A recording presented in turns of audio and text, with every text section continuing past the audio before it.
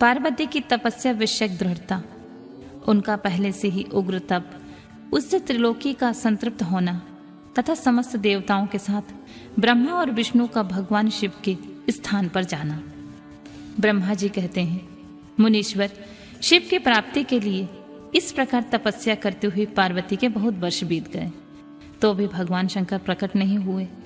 तब हिमाचल, मैना, मेरू और मंदराचल आदि ने आकर पार्वती को समझाया और शिव की प्राप्ति को अत्यंत दुष्कर बताकर उनसे यह अनुरोध किया कि तुम तपस्या छोड़कर घर को चलो। तब उनकी बात सुनकर पार्वती ने कहा, पिताजी, माताजी तथा मेरे सभी बांधव, पहले मैंने जो बात कही थी उसे क्या आप लोगों ने भुला दिया? अस्तु, इस समय मेरी जो प्रतिज्ञा है उसे आप लोग सुन लें। जिन्होंने रोज से कामदेव को जलाकर भस्म कर दिया, वे महादेव जी यद्यपि विरक्त हैं, तो मैं अपनी तपस्या से उन्हें भक्त वत्सल भगवान शंकर को अवश्य संतुष्ट करूंगी। आप सब लोग प्रसन्नता पूर्वक अपने अपने घर को जाएं। महादेव जी संतुष्ट होंगे ही, इसमें अन्यथा विचार की आवश्यकता ही नहीं है।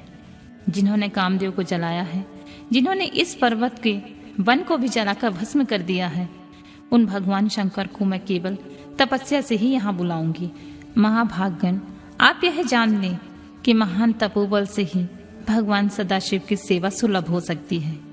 यह मैं आप लोगों से सत्य सत्य कहती हूँ। सुमधुर भाषण करने वाली पर्वत राजकुमारी शिवा माता मेनका, भाई मैनाक और पिता हिमालय और मंदरांचल आदि से उपयुक्त बात कहकर शीघ्र ही चुप हो गईं। शिवा के ऐसे कहने पर वे चतुर चालाक पर्वत, गिरिराज, सुमेरु आदि गिरजा की बारंबार प्रशंसा करते हुए अत्यंत विस्मित हो आए।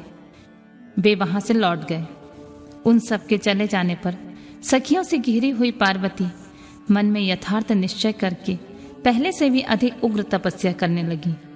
मुनिश्रेष्ठ, देवताओं, असुरों, मनुष्यों और चराचर प्राणियों सहित समस्त त्रिलोकी उस महती तपस्या से संतृप्त हो उठी। उस समय समस्त देवता, असुर, यक्ष, किन्नर, चारण, सिद्ध, साध्य मुनि, विद्याधर, बड़े बड़े नाग, प्रजापति, गुहाक तथा अन्य लोग महान से महान कष्ट में पड़ गए, परंतु इसका कोई कारण उनकी समझ में नहीं आया। तब इंद्र आदि सब देवता मिलकर गुरु बृहस्पति से सलाह ली। बड़ी विहलता के साथ सुमेरु पर्वत पर मुझ विधाता की शरण में आए। उस समय उनके सारे अंग संतृप्त हो रहे थे। वहां आ मुझे प्रणाम कर उन सभी की व्याकुल और कांतिहीन देवताओं ने मेरी स्तुति करके एक साथ ही मुझसे पूछा, प्रभु, जगत के संतृप्त होने का क्या कारण है? उनका यह प्रश्न सुनकर मन ही मन शिव का स्मरण करके विचार पूर्वक मैंने सब कुछ जान लिया। इस समय विश्व में जो दाह उत्पन्न हो गया है वह गिरजा की तपस्या का ही फल है। यह जानकर मैं उनके साथ शीघ्र ही क्षीर सागर को गया। वहां जाने का उद्देश्य भगवान विष्णु से सब कुछ बताना था। वहां पहुंचकर देखा भगवान श्री हरि सुखद आसन पर विराजमान है। देवताओं के साथ मैंने हाथ जोड़कर प्रणाम पूर्वक उनकी स्तुति की और कहा, महाविष्णु, तपस्या में लगी हुई पार्वती के परम उग्र तप से संतृप्त हो हम सब लोग आपकी शरण में आए हैं। आप हमें बचाइए, बचाइए। हम सब देवताओं की यह बात सुनकर शेष शैया पर बैठे हुए भगवान लक्ष्मीपति हमसे बोले, देवताओं, मैंने आज पार्वती की तपस्या का सारा कारण जान लिया है। अतः तुम लोगों के साथ अब परमेश्वर शिव के समीप चलता हूँ। हम सब लोग मिलकर यह प्रार्थना करेंगे कि वे गिरिजा को ब्याह कर अपने यहाँ ले आए। अमरो, इस समय समस्त संसार के कल्याण के लिए भगवान से शिवा के पारिग्रहण के लिए अनुरोध करना है। देवादि देव पिनाकधारी भगवान शिव शिवा को वर देने के लिए जैसे भी वहां उनके आश्रम में जाएं, इस समय हम वैसा ही प्रयत्न करेंगे। अतः परम मंगलमय महाप्रभु रुद्र जहां उग्र तपस्या में लगे हुए हैं, वहीं हम सब लोग चलें। भगवान विष्णु की यह बात सुनकर समस्त देवता आदि हठी, क्रोधी और जलाने के लिए उद्यत रहने वाले प्रलयंकर रुद्र से अत्यंत भयभीत हो बोले। देवताओं ने कहा, भगवान, जो महाभयंकर कालाग्नि के समान दीप्तिमान और भयंकर नेत्रों से युक्त हैं, उन रोष भरे महाप्रभु रुद्र के पास हम लोग नहीं जा सकेंगे, क्योंकि जैसे पहले उन्होंने कुपित हो दुर्जय काम को भी जला दिया था, उसी प्रकार वे हमें भी दग कर डालेंगे, इसमें कोई संशय नहीं है। मुने, इंद्रादि देवताओं की बात सुनकर लक्ष्मीपति श्री हरि ने उन सबको सांत्वना देते हुए कहा। श्री हरि बोले, हे देवताओं, तुम सब लोग प्रेम और आदर के साथ मेरी बात सुनो। भगवान शिव देवताओं के स्वामी तथा उनके भय का नाश करने वाले हैं। वे तुम्हें दग नहीं करेंगे। तुम लोग बड़े चतुर हो, अतः तुम्हें शंभु को कल्याणकारी मानकर हमारे साथ सबके उत्तम प्रभु उन महादेव जी की शरण में चलना चाहिए।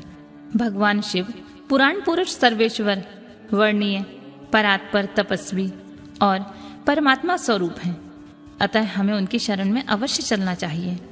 प्रभावशाली विष्णु के ऐसा कहने पर सब देवता उनके साथ पिनाकमणि शिव के दर्शन करने के लिए गए। मार्ग में पार्वती का आश्रम पहले पड़ता था, अतः उन गिरिराज नंदिनी की तपस्या देखने के लिए विष्णु आदि सब देवता कौतूहल पूर्वक उनके आश्रम पर गए। पार्वती के श्रेष्ठ तप को देखकर सब देवता उनके उत्तम तेज से व्याप्त हो गए। उन्होंने तपस्या में लगी हुई उन तेजोमयी जगदम्बा को नमस्कार किया और साक्षात सिद्ध स्वरूपा शिवा देवी की तप की भूरी भूरी प्रशंसा करते हुए वे सब देवता उस स्थान पर गए जहाँ भगवान वृषभध्वज विराजमान थे।